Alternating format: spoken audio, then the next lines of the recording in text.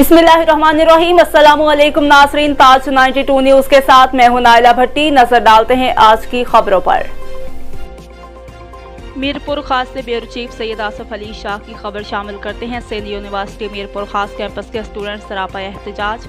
सिंध हुकूमत की तरफ से दिया जाने वाले कैंपस की हालत साल। मीरपुर खास कैंपस स्टूडेंट्स के एजुकेशन दोनों मसाइल को फौरी हल किया जाए।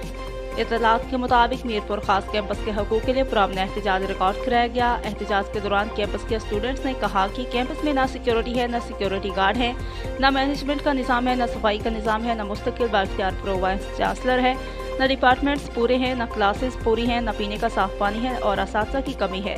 इमारत का हाल इंतहाई खस्ता है और कैंपस रोड टूटा हुआ है। तमाम तलबा तालिबात चाहते हैं कि यूनिवर्सिटी ऑफ सिंध जामशोरू के वाइस चांसलर सदीक कलोरू साहब जल्द से जल्द उनके तमाम जायज़ मुतालबात पूरे करें और मीरपुर खास कैंपस में जंगल का कानून ख़त्म करे और हमें बाइख्तियार प्रो वाइस चांसलर मुहैया करें।